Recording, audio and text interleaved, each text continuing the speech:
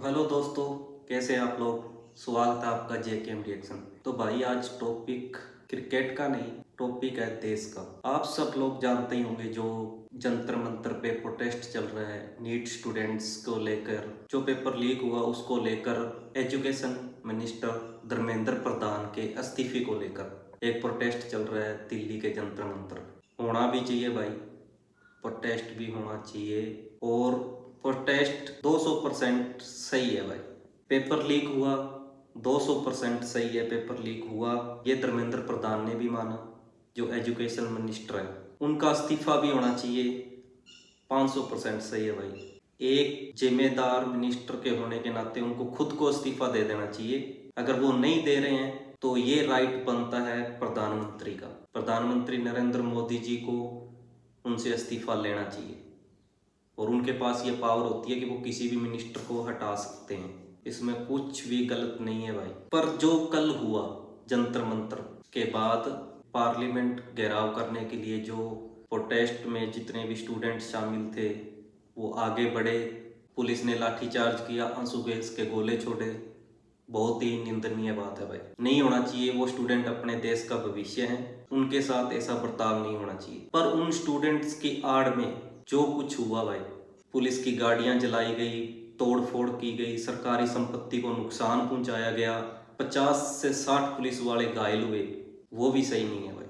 और वो स्टूडेंट नहीं हो सकते भाई, वो बाड़े के टट्टू थे, सबने अपने मुंह ढक रखे थे। वो एक राजनीतिक साजिश थी और ये राजनीतिक साजिश कल ही नहीं हुई भाई, ये इस स्टेज से रोज हो रही है। आपने प्रोटेस्ट रखा, हम सब आपके साथ हैं। और मैं सबसे ज्यादा गलती तो नरेंद्र मोदी जी प्राइम मिनिस्टर की मानता हूँ। आप इस मुद्दे को पहले ही बातचीत के जरिए हल कर सकते थे। जब आपको पता है कि यहाँ पे राजनीति हो रही है तो आप इस मुद्दे को डायलॉग के जरिए सॉल्व कर सकते थे। पर प्रधानमंत्री चुप रहे, ये बात बड़ी गलत लगी भाई। आप स्टूडेंट के साथ खड़े होकर उनकी मांग स्वीकार करते हुए धर्मेंद्र प्रधान को हटा भी सकते थे। सीबीआई जांच हो रही है, सीबीआई ने कुछ बंदे डिटेन भी किए हैं भाई जो इस मामले में दोषी हैं। पर पहले तो मेन मुखिया को ही पकड़ा जाएगा। आगे जो भी सीबीआई जांच में निकल के आना है, सामने सच्चाई तो आनी ही आनी है इसकी। पेपर कोई आज लीक नहीं हुआ, पेपर हर रोज लीक होते रहते हैं। कल जब ये जंतर मंतर पे प्रोटेस्ट चल रहा था, जब ये डांगे चल रही थी स्टूडेंट के ऊपर, तो पंजाब के अंदर एक पेपर लीक हुआ। शरेआम वहां पे ब्लूटूथ के जरिए नकल मरवाई जा रही थी अपने बंदों को। वहां पे कोई केजरीवाल का बयान नहीं आया, कोई वहां पे भगवंत मान का बयान नहीं आया। और पिछले कुछ दिनों से पंजाब के अंदर हर रोज कभी तो जईयों को कूटे जा रहे हैं, उन पे डांगे बरसाई जा रही है। कोई टावर पे चढ़ के बैठा है, कोई बिजली के पोल पे चढ़ के बैठा है, उनकी कोई सुनवाई नहीं हो रही। वहां पे केजरीवाल साहब नहीं बोलेंगे और वहां पे कुछ दोगले भी नहीं बोलेंगे जो सुबह उठते ही एक ही बंदे को टारगेट करते हैं, उनकी जुबान वहां पे नहीं खुलेगी। हाँ, मैं बीजेपी सपोर्टर हूँ, पर मैं बोलता हूँ प्रधानमंत्री जी की यहाँ पे गलती थी। पर स्टूडेंट जो केरल के अंदर पिछले 10 दिनों से रोज किसी ना किसी स्टूडेंट की गिरफ्तारी हो रही है, उन पे पानी की बौछारें, उन पे आंसू गैस के गोले छोड़े जा रहे हैं, उनके लिए कौन आवाज उठाएगा। क्या वो स्टूडेंट इस देश के स्टूडेंट नहीं है? ऐसा तो है नहीं कि वो उगांडा से आके उगांडा की सरकार के खिलाफ केरल में आके धरना प्रदर्शन कर रहे हैं, पर उसके बारे में कोई नहीं बोलेगा। ये है इन दोगले लोगों का असली चेहरा। और जो जंतर मंत्र के स्टेज पर हर रोज एक रिलीजन, एक धर्म को टारगेट किया जा रहा है, उसका जवाब कौन देगा?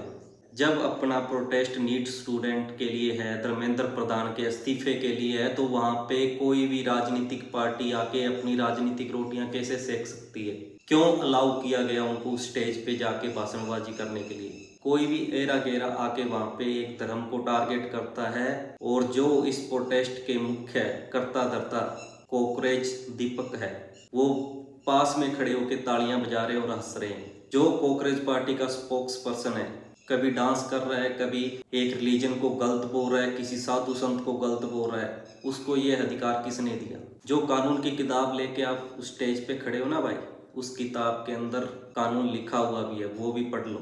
बच्चों को यूज करना और अपनी राजनीतिक करियर चमकाना, इनका एक मकसद था भाई, वो उनका पूरा हो गया। देश में अशांति फैलाना इनका एक मकसद था, वो पूरा हो गया। मैं फिर कह रहा हूँ भाई, धर्मेंद्र प्रधान एजुकेशन मिनिस्टर को इस्तीफा देना चाहिए। अगर वो नहीं दे रहे तो प्राइम मिनिस्टर श्री नरेंद्र मोदी जी के पास ये राइट है कि वो एक मिनिस्टर को हटा सकते हैं। और प्राइम मिनिस्टर की ये भी गलती है कि उन्होंने जब ये प्रोटेस्ट शुरू हुआ उसी टाइम पर क्यों नहीं बोले, वो क्यों चुप है। ये भी एक सवाल है कि वो चुप क्यों है। उनको इस बात पे बोलना चाहिए और बोलना होगा, क्योंकि ये देश के भविष्य का मुद्दा है भाई। ये वही स्टूडेंट है जो आगे जाके इस देश को चलाएंगे। इन स्टूडेंट में से ही कोई मिनिस्टर बनेगा, कोई प्रधानमंत्री बनेगा, कोई डॉक्टर बनेगा, कोई इंजीनियर बनेगा, कोई टीचर बनेगा। तो इनकी बात क्यों नहीं सुनी जा रही। पर इसका ये मतलब नहीं कि आप स्टूडेंट्स की आड़ में अपनी राजनीतिक रोटियां सेकें। ये सरासर गलत है भाई। एक धर्म को आप टारगेट कर रहे हो, बड़ी ही शर्मनाक बात है। जातिवाद फैला रहे हो आप। मेरी प्रधानमंत्री जी से एक ही गुजारिश है कि इन गद्दारों को, जो किसी रिलीजन को गलत बोल रहे हैं, जो सरकारी संपत्ति को नुकसान पहुंचा रहे हैं, और जो इन स्टूडेंटों को भड़का के जिनके भविष्य के साथ इन्होंने खिलवाड़ किया है, उनको कड़ी से कड़ी सजा देनी चाहिए। सबसे पहले इनको डिटेन करो। इन्होंने भड़का के स्टूडेंट्स को खुला छोड़ दिया, जाओ उड़दंग मचा दो। ऐसे नहीं होता भाई। तो भाई आप लोगों को क्या लगता है, कल जब जंतर मंतर पे हुआ वो सही था या गलत था? कमेंट करके जरूर बताएं। बात अपने स्टूडेंट्स की है ना, तो स्टूडेंट्स के लिए आप लोग इस बात पे क्यों नहीं आवाज उठाते कि आरक्षण खत्म होना चाहिए। अगर किसी नौकरी के लिए 2000 बच्चे लेने हैं, मान लीजिए हमने 2000 न्यू टीचर भर्ती करने हैं और 2000 टीचर्स के लिए 5 लाख लोगों ने फार्म भरा, तो ऐसा नहीं हो सकता कि उस 2000 में से 1000 तो वो होंगे जिसमें कोई भी जाति का बंदा, कोई भी धर्म का कुछ भी है, जो बिना आरक्षण वाला है, आरक्षण वाला है, कोई भी टॉप करेगा वो चुन लिए जाएंगे।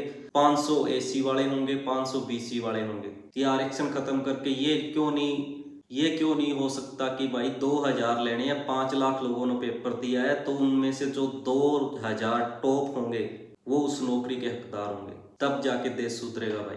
आरक्षण भी खत्म होना चाहिए। उस मुद्दे पे कोई क्यों नहीं बोलता? इसलिए नहीं बोलते क्योंकि इनके वोट बैंक है भाई। इन वोट बैंकों के आधार पे इनकी आर्मियां चलती है। यहाँ जब बोलते हैं गले का थूक सूख जाता है, और ये हमें बोलते हैं कि आपके अंदर हिम्मत नहीं है सच को सच बोलने की। तो मेरे भाइयों, सच को सच बोलना। जिस भाई को भी कोई दिक्कत है, परेशानी है, कमेंट करके अपना सुझाव दे सकते हैं। वीडियो अच्छी लगे तो लाइक कर देना, वरना स्किप कर देना भाई। देखने की भी जरूरत नहीं है। जय हिंद, जय भारत।